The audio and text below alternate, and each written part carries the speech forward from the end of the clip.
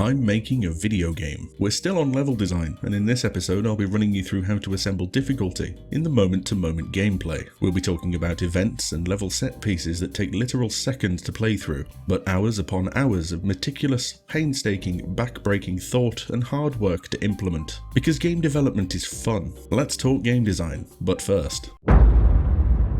I haven't actually done any housekeeping at all, because I'm working hard on getting the Mythical Demo ready to get out so you can all finally play through some of this stuff I've been rambling about for 6 months. What I do want to touch on though is what I will be changing. At the moment, every time I open the project, I get less and less convinced by the effectiveness of these layered scrolling backgrounds. I'm putting this in the video just for my own peace of mind, so that I can acknowledge that yes, this is a thing I want to do, but no, I don't need to do it right now. At some point, these backgrounds will change again, so look forward to that. But if I'm not doing it now, why did it need to be in the video? Well, teachable moment. Your project can fail if you don't prioritize properly. If you watch any other game development people on YouTube, and you should because there's some brilliant ones out there, you might notice that some projects get bogged down in feature creep and lost to development hell. One of the main reasons for this is not being honest and frankly quite brutal with yourself over what your game actually needs to be done, rather than what you might want it to have. The reason the demo is taking so long is that there are certain features the game needs to be considered feature complete, which I've talked about before. Specifically, speedrun mode,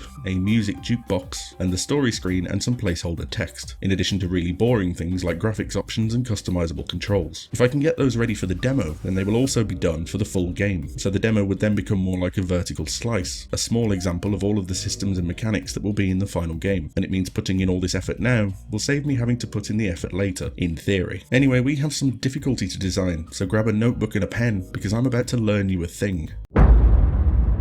Hopefully you've watched the previous devlog video where I talk about planning your overall difficulty for your game. Things like the curve and all the different ways you can design your player's general progression to give them the best possible chance at success. If you haven't, you most likely should. But don't worry if you don't, you can go and do it later. It's fine, I won't hate you. Today we're going to cover the building blocks of how to assemble the curve we talked about last time, and a couple of different approaches to designing your levels to a set difficulty. Our first example is from a game that some of you will recognise and many more of you will never have heard of before, ever. This is Quickly Quackly, a ZX Spectrum style speed-based precision platformer by Jay, a member of the LTGD community who provided the art for my Blackthorn Prod Game Jam entry and is pretty alright at drawing pictures. You can tell this is a solo indie developed 2D platformer by the way, because there are spikes everywhere. Quackly's key thing is that you've got 13 seconds to complete every level, and some basic movement options like a dash, a wall jump, a stomp, and that's it actually, because that's all you need. Because of the time limit, Quackly perfectly demonstrates the first lesson on how to assemble moment-to-moment 2D platformer difficulty.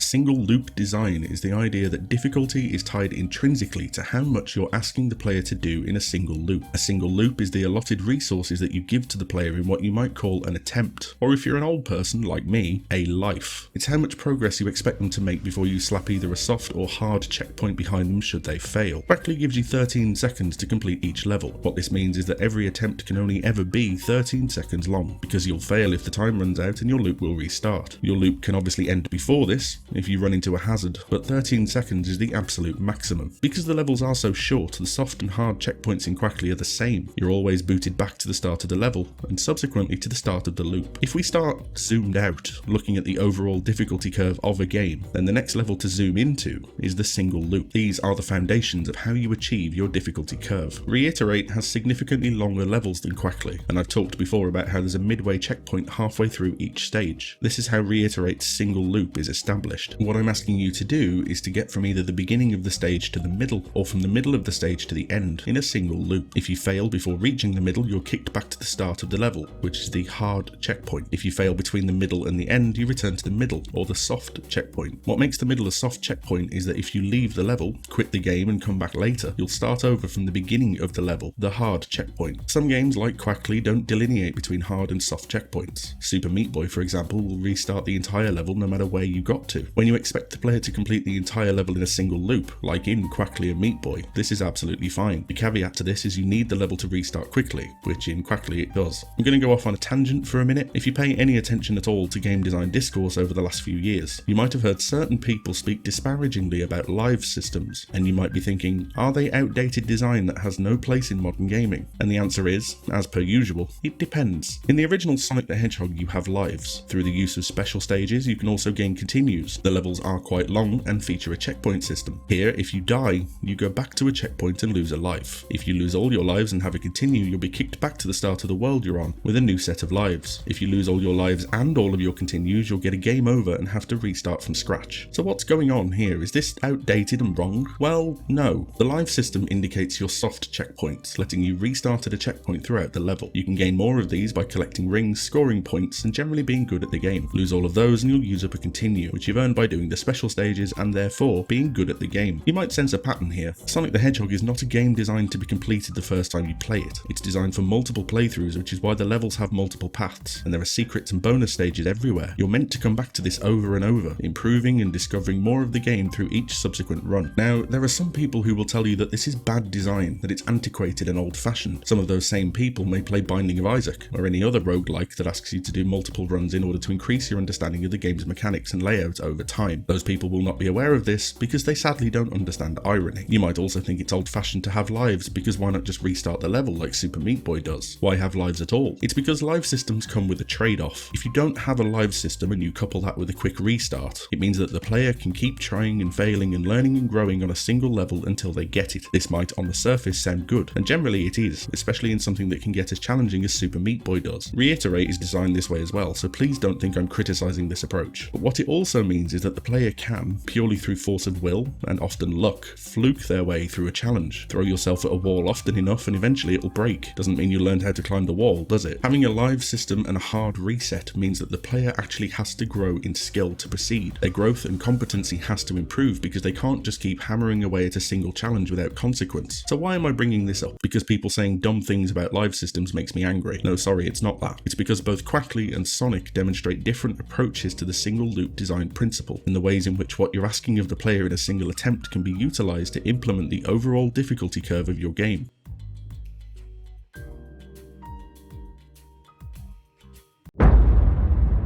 Once you've figured out how you'll be setting up your player's loops, we need to know what to fill those loops with, and that brings us to chunks. There might be some other term that people use for this, but I like chunks because it sounds satisfying and, well, chunky. A chunk is a singular piece of level design that constitutes the player, a goal, and one or more hazards. The simplest example is something like a death pit in Mario. You need to get from here to over there, and there's a hazard down here that you need to overcome. This is a single chunk. It has a start point, a destination, and something trying to stop you. How you build these chunks and how you subsequently arrange them in your level will determine what the player needs to do in a single loop, which will subsequently determine the difficulty curve of your game. This is the micro level. It is minute detail that often takes less than a second to get through, and it's how all good 2D platformer difficulty is assembled. So how do you build a chunk? This will vary wildly based on the kind of platformer that you're making, but there's some common ground in every subgenre. You always begin by thinking about what your player can do. In Reiterate, for example, the player can jump, double jump, and wall jump. They can also chain these together so they can go from a jump to a wall jump to a jump to a double jump to a wall jump, etc. This is the total sum of player movement options in Reiterate, and it gives us a framework for what kind of chunks we can make. Let's say we want to make something around this part of the difficulty curve. We've gotten over the introductions, the player has been introduced and taught the basic movement mechanics through genius level design that we've already done. We're ready to start testing them and solidifying their understanding of the mechanics. Here is a pit. At the bottom of the pit is death, so don't go down there because that's bad. As it stands at the moment, this chunk is very easy. It's a single jump across a pit. If we now add this wall in the middle of the pit, we've blocked off the player's ability to just leap across it because they'll now cling to the wall instead. Remember what I said about level design in a previous episode? We have to think about flow. A wall jump is a great mechanic, but it flows better if you can rapidly carry out a series of them in quick succession. So we'll put another wall here that they can jump into to gain some height. This is now only marginally more difficult. If the player didn't already know how to wall jump, you could leave this here. The player isn't getting past this without learning, but the danger is relatively low. So let's add one of these. This is a rotational spike. It rotates rotates around a central point in a radius at a set speed, and can move either clockwise or anti-clockwise. We're about to test our player's understanding of timing. As you can see, the ball passes over the wall our player will need to jump off, and cuts down the amount of time that it's safe for our player to be there. Our player will need to judge the correct time to jump onto this wall if they want to avoid the hazard. We've now added difficulty to our chunk. We've also messed with time because we're basically the Doctor.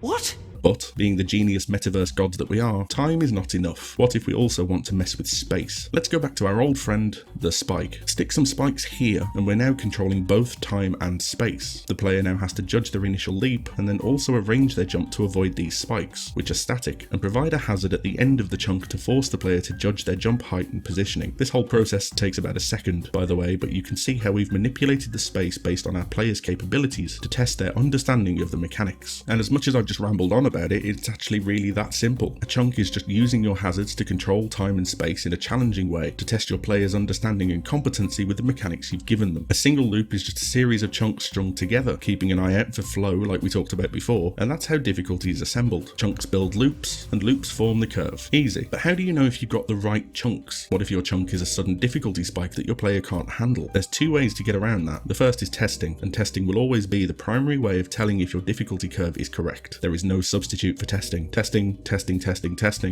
But before you get to that, if you want to make a reasonably accurate guess at something, you can break each chunk down into its core components. The one we've just built, for example, is a timed wall jump into a spaced wall jump. The time the player has to complete the first component is determined by the speed of our spike ball. It's pretty generous. There also aren't that many spikes, so we're not cutting off a lot of space. The components are quite generous according to the chunk we're trying to build. If I were to do this instead, you can see how this becomes more challenging. We've now cut off more space from the player, and there's less time for the player to make the timed portion of their jump. If I were to add another one of these rotating spikes, there's now an even larger amount of technique that we're asking for, because we've added another timed jump into this chunk. So if you want a rough estimate of how difficult your level is before you pass it off to testers, think about the chunks you've assembled and how reasonable they all are, down to their individual components. This is meticulous stuff, and it's what it means to practice thoughtful, meaningful level design. It's something that comes with practice, experience in the genre, and is still always at the absolute mercy of testing. Let's go back to Quackly. This is World 5, Level 5. The idea is that you're being chased by cannonballs for plot relevant reasons that I won't go into, and need to dash and jump through this cavalcade of spiky death to reach the end in, like every other level, 13 seconds. We're going to break this down into its core components so that you can see how the chunks build up a loop. We drop down here and we're immediately being chased by a cannonball. We're playing with time very heavily because, as we've discussed, the entire game is on a timer. You'll immediately need to move in sync with the cannonball or you'll die, so we're encouraging fast movement the entire time. There's now a jump and a dash over some spikes where the ceiling limits our available space before we reach a rest area of the level. You might not think you'd get much rest in a game with a 13-second time limit, but even taking just a second to reorient yourself in a game as fast-paced as this is important. And Jay knows this, which is why Jay is a good game designer. We now have a cannonball and a small gap that we need to dash jump through. We're cutting off space and time in one neat little section again. At the end of this segment, we don't get a rest period, so we wall jump up into the same sort of challenge, once more cutting off space and time, but in quick succession, because we're now asking the player to do more of what they've already done, but in a tighter space and time constraints. The complexity and difficulty for this section has increased. We do this 3 times in a row without pause, and that reaches the end of the level. That entire thing is one loop, made up of separate chunks that, in addition with good design principles like a rest period, make up one full level, and the whole level takes 9 seconds. If you want some homework, the best thing to do is to go and play your favourite 2D platformer, and think about how the levels are broken down into chunks, what each chunk is asking of you, and how that contributes to the flow and the difficulty curve of the game. You can do it. I believe in you. Have your essays on my desk by Monday morning. That's going to do it for today, because I've rambled on about this for longer than the time it will take you to beat these levels. There's actually even more to talk about when we're designing difficulty, like how you can bookend a level with the same challenge with different modulations. But I think you've paid enough attention for long enough and you deserve a break. Next time, hopefully, I'll have the playable demo ready to go and you can try some of this stuff out for yourself. Until then, like the video if you liked the video you just liked, and subscribe for more videos like the video you liked when you liked it. Wishlist reiterate on Steam, and come join our Discord so you can harass me about finishing this bloody demo. And I'll see you the next time I'm thinking, hey, let's talk game design.